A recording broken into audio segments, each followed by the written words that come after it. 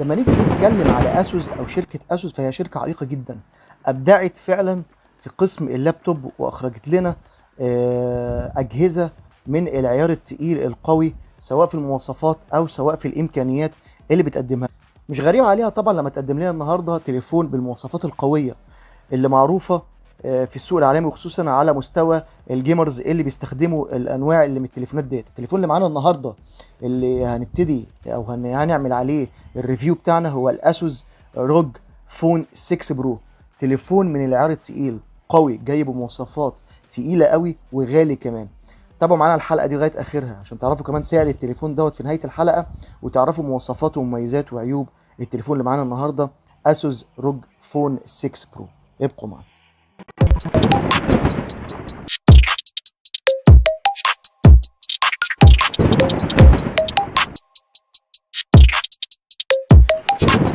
اعزائي المشاهدين في كل مكان، ازيكم؟ اخباركم ايه؟ يا رب تبقوا بخير. اهلا بيكم في حلقه جديده من حلقات قناه ثاندر تكنولوجيا ومعلومات، ومعاكم اخوكم اشرف. التليفون اللي معانا النهارده من شركه اسوس، ولا يخفى عليكم ان شركه اسوس طبعا من الشركات العريقه في مجال الالكترونيات، وخاصه اللابتوب والتابلت والتليفونات المحموله. نازله النهارده او السنه دي بالفيرجن الجديد من تليفونات الروك فون، الا وهو الروك فون 6 برو.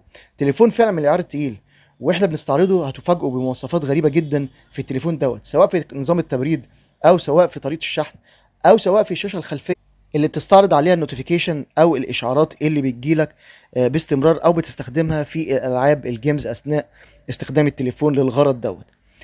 خليكم معانا وتابعوا معانا الحلقه دي لحتى نهايتها عشان تعرفوا برضو سعر التليفون. مش هنسى اوصيكم زي كل مره، ما تنسوناش السبسكرايب، اللايك، الشير في كل مكان، الكومنتس، وهرد عليكم على طول. صندوق الوصف اللي تحت الشاشه فيه لينكات سواء من شركه امازون او سواء من شركه جوميا. شوفوا، خشوا عليها وخدوا اشتروا البضاعه دي دعما للقناه. يلا بينا نبتدي نستعرض التليفون اللي معانا النهارده، اسوس روك فون 6 برو. يلا بينا.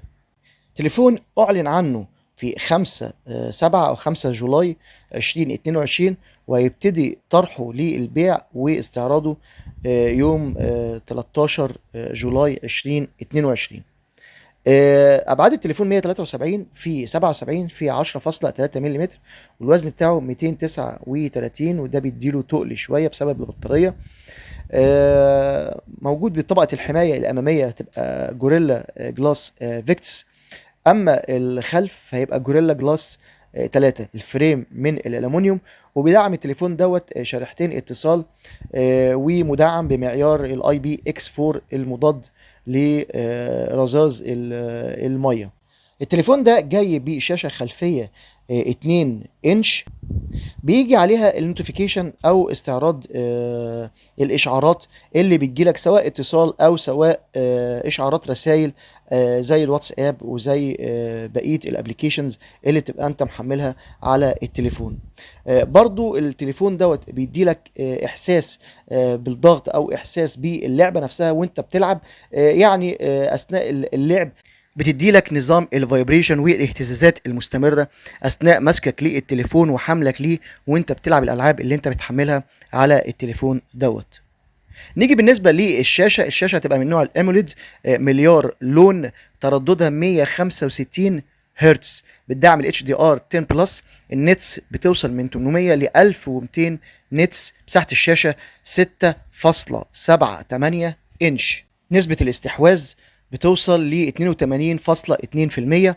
ريزوليوشن الشاشه 1080 في 2448 بكسل بقوه 395 بي بي اي. زي ما احنا قلنا طبقه الحمايه الاماميه هتبقى من نوع الكورنينج جوريلا جلاس فيكتس. تليفون نازل بسيستم اندرويد 12، وبالنسبه للبروسيسور هيبقى من نوع السناب دراجون 8 بلس الجيل الاول 4 او المعتمديه بتاعته 4 نانومتر. البروسيسور زي ما احنا عارفين اوكتا كور او ثماني النواه. النواه الرئيسيه او الكاستم دي بقوه 3.19 جيجا هرتز كورتكس اكس 2، ده المسمى بتاعها. الثلاث انويه المتوسطه بقوه 2.75 جيجا هرتز كورتكس اي 710، ده المسمى بتاعها. اربع انويه الموفره للطاقه بقوه 1.80 جيجا هرتز كورتكس اي 510، وده المسمى بتاعها. بالنسبه لوحده الجي بي يو او وحده الرسوميات من نوع الادرينو 730. التليفون ده للاسف بينزل نسخه واحده مش مدعمه لكروت الميموري، وبذاكره 512 جيجا بايت. النوع بتاعها يو اف اس 3.1 برامات 18 جيجا بايت رام. التليفون ده بيدعم ال ان تي اف اس للتخزين الخارجي، بمعنى ان انت ممكن تخزن الداتا بتاعتك على هارد ديسك اكسترنال او خارجي، وبعد كده تقدر ان انت تفصله وترجعه تاني تركبه وتشتغل منه على الالعاب، بحيث ان انت تقدر تخزن كميه الالعاب ضخمه جدا بره الجهاز دوت، عشان امكانيه توسيع الذاكره اللي انت تقدر ان انت بيها تلعب اكبر قدر من الالعاب اللي موجوده على مستوى العالم. نيجي بالنسبه للكاميرات. الكاميرا هم 3 كاميرات. الكاميرا الرئيسيه 50 ميجا بكسل، فتحه عدسه 1.9 ودي عريضه بتدعم البي دي اي اف. الكاميرا الثانيه الالترا وايد او الزاويه العريضه بقوه 13 ميجا بكسل، فتحه عدسه 2.2. اما الكاميرا الصغيره 5 ميجا بكسل، فتحه عدسه 2.5، دي ماكرو. التليفون ده بيدعم ال LED فلاش، تصوير ال HDR والبانوراما، تصوير الفيديو بيدعم لغايه 8K بفريم 24 فريم بير سكند، وفيها جميع السنسورز ونظام التثبيت اثناء التصوير اللي موجود في الكاميرات الفلاج شيب. نيجي بالنسبه للكاميرا الاماميه، فهي في المنتصف في الاعلى. الكاميرا ديت 12 ميجا بكسل، فتحه عدسه 1.9 ودي من النوع العريض، بتدعم تصوير بانوراما والاتش دي ار. اما الفيديو فهي بتدعم لغايه تصوير 1080 بكسل بفريمات 30 فريم بير سكند. نيجي بالنسبه للاود سبيكر من الاسفل ومن الاعلى، ومزود التليفون دوت باتنين امبليفايرز، بيدعم تركيب الجاك 3.5. وحدات الكوميونيكيشن طبعا اكيد طبعا طالما بالتليفون دوت بالامكانيات الجباره دي، ففي احدث حاجه الواي فاي باحدث حاجه، البلوتوث بفيرجن 5.2، الجي بي اس باحدث حاجه وبيدعم الدول باند. الان اف سي موجود، الراديو للاسف مش موجود. اليو اس بي موجود فيه 2 يو اس بي، واحد في الاسفل وواحد جانبي ده للشحن، او الاثنين يعني للشحن او للداتا. الجانبي من نوع تايب سي 3.1، اما الاسفل او اللي في الاسفل فمن نوع تايب سي 2.0. نيجي بالنسبه للسنسورز، موجود فيه طبعا كل السنسور. بالنسبه للبصمه هي اوبتيكال اسفل الشاشه. بالنسبه للبطاريه، بطاريه جباره قويه 6000 ملي امبير، معاه شاحن سريع 65 واط بيشحن 100% في 42 دقيقه. وطبعا لو ركبت 2 شاحن هيشحنه في اقل من كده بكتير، لانه التليفون ده بيدعم نظام الدول تشارجنج او طريقه الشحن الثنائيه من الجانبيه ومن الاسفل.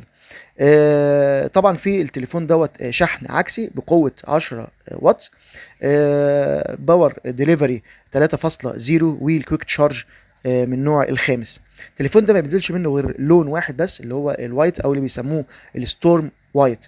التليفون دوت التقدير بتاعه 1300 يورو او 1300 دولار، لان في اختلاف في الاشاعات بالنسبه للارقام بتاعته، ولكن بالمتوسط بالمصري تقريبا من 24000 ل 26000 جنيه، ده من قبل الجمارك وقبل الضرايب. التليفون ده في منصة انتوتو واخد ارقام عالية جدا اثناء الفحص، وصلت ل 973756 نقطة، وده يعتد بارقام تقيلة جدا في التليفونات اللي من النوع دوت او من التليفونات الفلاج شيب، مقارنة بالتليفونات اللي في الفئة ديت. لغايه ان احنا وصلنا لنهايه الحلقه. يا رب يكون الموجز البسيط عن التليفون افادكم. قولوا لنا ايه رايكم، وايه تحبوا من نوع التليفونات التانية نحب ان احنا نستعرضها كمان في القناه. زي كل مره مش هنسى اوصيكم السبسكرايب، اللايك، الشير في كل مكان، الكومنتس، وصندوق الوصف بصوا فيها تلاقوا فيه لينكات، خشوا وخدوا فكره عن المعدات واشتروها دعما للقناه. شكرا جدا لحسن استماع حضراتكم، وسلام عليكم.